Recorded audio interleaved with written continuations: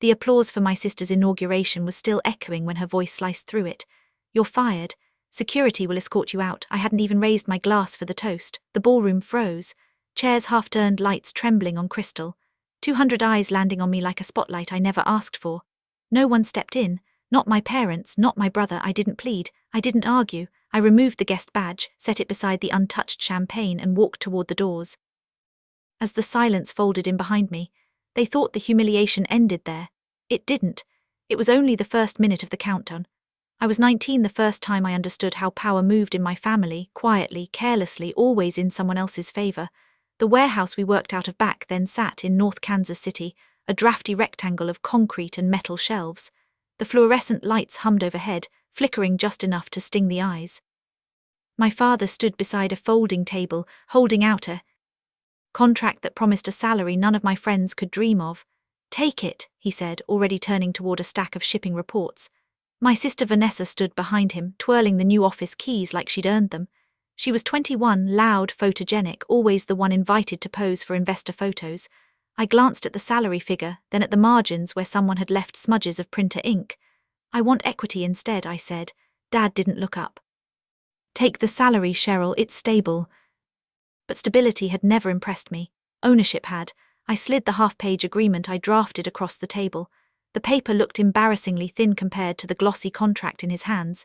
He sighed, grabbed a pen, and signed without reading. The TV in the corner was blaring a football game. The moment his team got close to scoring, he stopped paying attention to anything else. His signature shook slightly when the crowd on screen roared. Vanessa leaned in, her voice just loud enough. "You always make things complicated." Before I continue the story, tell me first, where did you hear this from? Write it in the comments, because what happens next, most people won't believe. I said nothing. I tucked the paper into my folder and felt for the first time the shape of my own quiet path forming. A year later, the warehouse was fuller. More workers, more noise, more shipments. When Dad handed out bonuses, Vanessa got hers in an envelope thick enough to thump when she set it down. Mine was a single sheet. "Equity instead," I told him again. He barely blinked before signing another small transfer. Our younger brother Aidan had joined by then, stumbling through tasks with the confidence of someone who knew. Title was waiting no matter how he performed. When he misplaced a whole week's inventory reports, Dad turned to me, "Fix it." When Vanessa forgot a client call, Mom sighed and said she's under a lot of pressure. I learned early my mistakes were responsibilities. Theirs were inconveniences. The turning point came in 2013 in the living room of our old house. Vanessa was about to sign a partnership deal that would have tied the company into a multi-year financial sinkhole. Her pen hovered over the page. Her smile bright for the board members attending over video call. I had seen the numbers, I knew they didn't work. Dad muted the call for a moment, eyes still on the TV. "Is this good or not?" he asked. Instead of arguing, I slipped a single paragraph into the back of the folder, an amendment I'd worked on for weeks. A safeguard clause, a precursor to what would later become Section 14C. "Sign this too," I said. He didn't read it. He never did. His team had just scored again. The pen hit the paper during the replay. Vanessa glanced at me, irritation tightening her jaw. "Why do you always have to be involved?" Always, that word stuck. Like I was an obligation someone had to tolerate, not the one quietly holding the ceiling up. Over the years, I collected more clues. Mom praising Vanessa for ideas I'd drafted.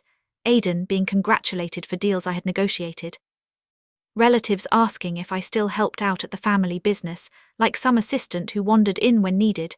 It wasn't Ray. That stayed with me. It was a pattern, a long, predictable pattern, and somewhere along the way I stopped expecting anything different. That was the day I learned my place in this family.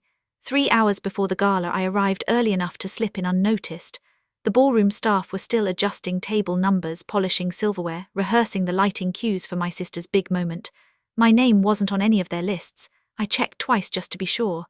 On the display screens looping the evening's program, Vanessa's face appeared again and again, our new CEO. Her smile bright under the soft gold filter. Aidan stood beside her in the photo labeled VP of Sales. Their titles shown in bold white letters underneath a line read Founding Family Representatives. There was no mention of me. Not co-founder, not partner, not anything. A tech coordinator approached with a clipboard. "Are you with catering?" he asked, polite, distracted.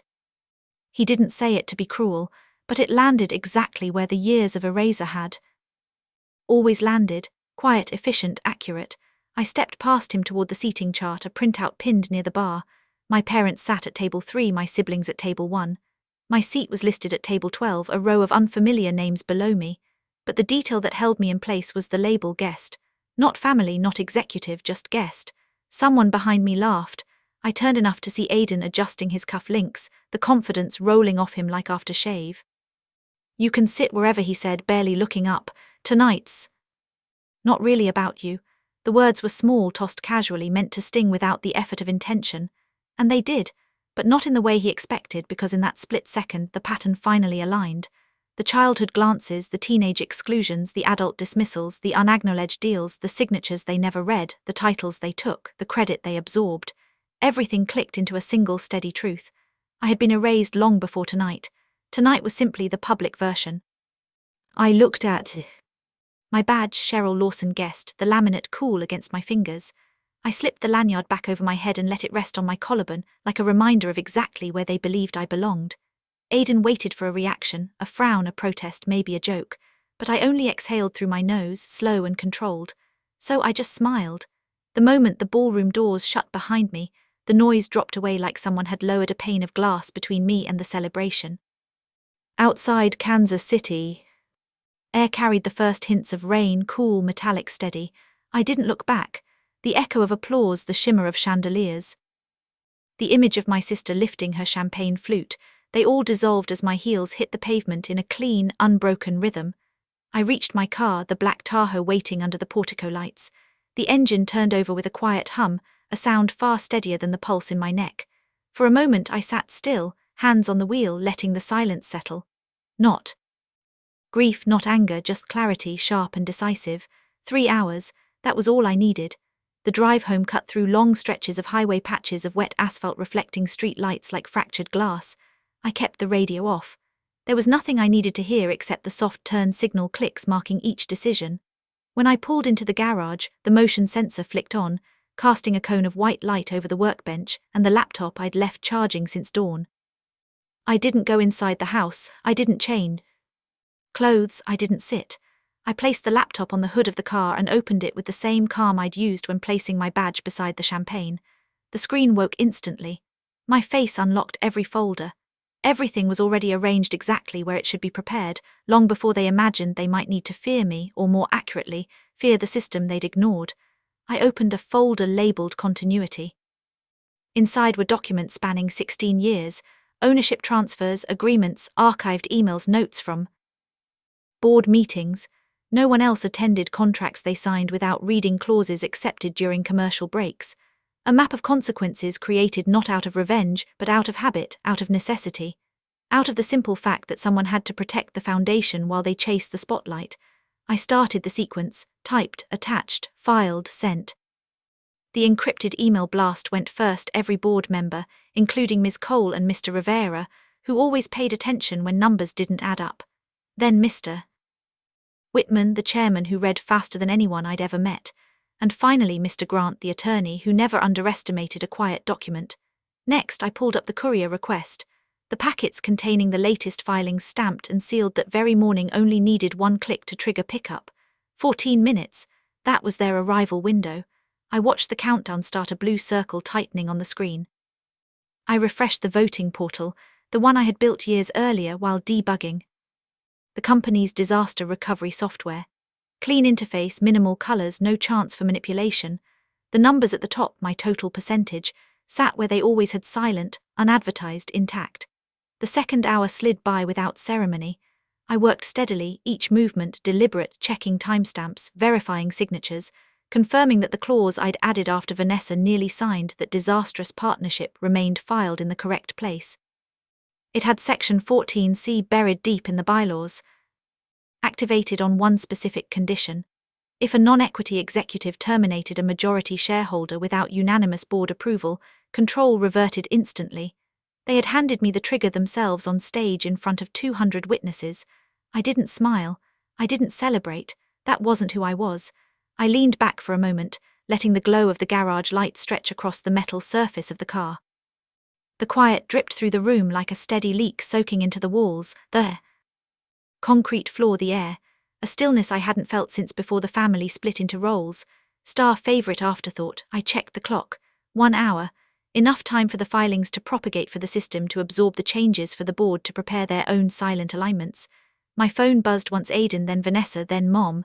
None of their calls came through. Every number had been blocked since sunrise. A clean slate, a controlled perimeter. I went back to the screen, reviewed each line, each clause, each timestamp. 16 years of decisions, all converging into a single rote, not revenge structure. When the final document synced, I closed the laptop halfway, not yet ready to shut it completely. The sound of the hinge stopping mid-motion felt like a held breath. I thought about every time I had fixed their mistakes, covered the losses, rebuilt the numbers, smoothed the cracks they left behind. I had always done it because the company needed it, because someone had to. But tonight, standing alone in a garage lit by a single overhead lamp, the truth rested with a weight that didn't crush it, clarified. This time I wouldn't fix what they'd broken. I let the laptop click shut.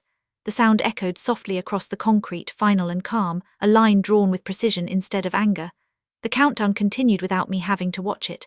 3 hours later, the gall still glowed as if nothing beneath its surface had shifted. Music thinned in the air, the kind that fills space without meaning. Guests balanced plates of desserts, laughing at small jokes, unaware a structure was already trembling under their feet. I stepped through the main doors just as security began repositioning. Their posture changed. First, subtle, practiced, instructed. One guard locked the western exit. Another sealed the service corridor. No urgency, no theatrics, just procedure. At table 1, my sister paused mid-laugh. Aiden's phone vibrated in his hand, then the first board members. Mr. Whitman rose from his seat at the front of the room. His expression didn't change, but his eyes did, a sharp focus shift, the kind someone makes when information arranges itself into clarity. He adjusted his cuff and nodded once to security. They closed the remaining doors. No one could leave. The murmurs began, soft, falling like rain before a storm. A woman at table 6 checked her phone, squinted, and passed it to her husband. Someone else whispered, "Is this real?" Another, "Why now?" The lights dimmed one level, a gentle fade orchestrated by the tech crew, triggered by the program I had built years ago. The projector hummed to life, and the 60-foot screen behind the stage lit up with a single title: Emergency Shareholder Meeting, Section 14C activated.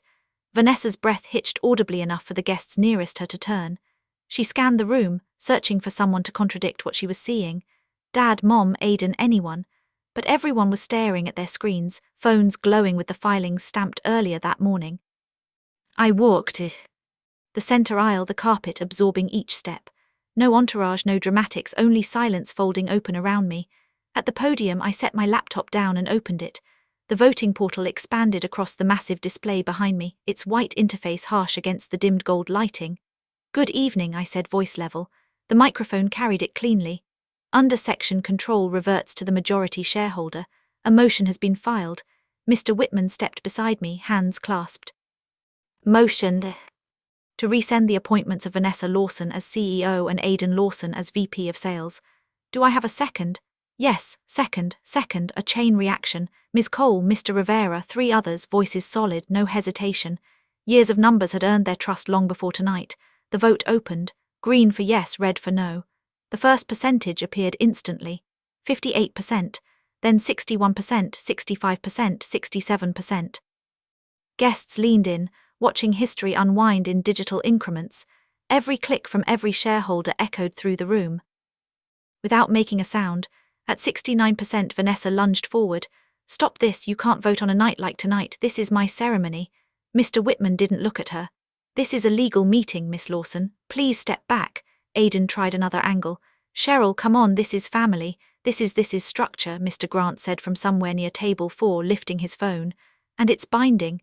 The number ticked once more, 71%. The bar turned solid green across the screen. A hush rolled outward like a slow wave. Someone dropped a spoon. A champagne flute tilted but didn't fall. The string quartet stopped mid-note. Bows suspended in the air. Mr. Whitman spoke first. "Motion carries effective immediately." Vanessa stared at the screen as if she could force the pixels to rearrange. This is a mistake. You blindsided us." I didn't respond. I clicked to the next slide, the pre-signed addendum confirming the execution of the transition. The clauses were simple, factual, no commentary. A gasp rose from somewhere near the center of the room, then another.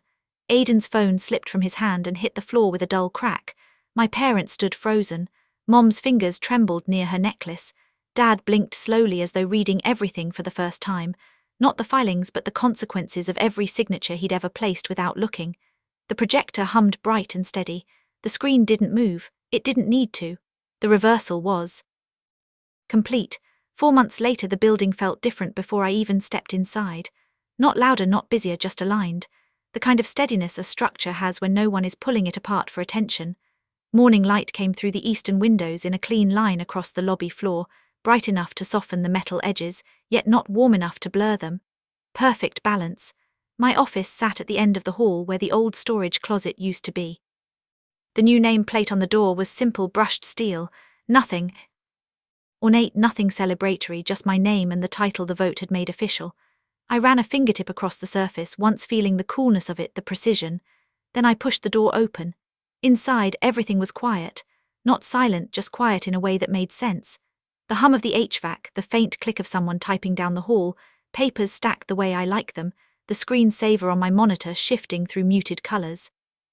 This was how a company should breathe evenly, without the weight of egos pressing into the walls, without chaos disguised as charisma, without someone trying to turn board meetings into a stage production. I set my bag down and opened the blinds wider. From the window, the city moved at its usual pace, cars easing through morning traffic, pedestrians bracing against a light wind, the rest of the world minding its own business. And for the first time in years, so was I. Vanessa listed her lake house after the vote. The listing photos made their rounds online, staged fruit bowls, polished countertops, empty rooms. Trying too hard to look lived in. Aidan tried the job market, but the non-compete held firm. Dad and Mom left for a quieter life in Florida soon after, avoiding questions they couldn't answer. They all reached out eventually. A text, a voicemail, a forwarded email from an old address, apologies, explanations, memory rewrites. I let them all pass through the filter I set long ago. None landed, none needed to. Some endings don't require doors slamming. Some don't need speeches or victories or final confrontations. Sometimes the ending is just a room steady, quiet yours. Some people think power belongs to whoever stands at the microphone. They're wrong. Power sits quietly in the documents no one bothers to read, in the signatures they rush through, in the structures they never believed could turn.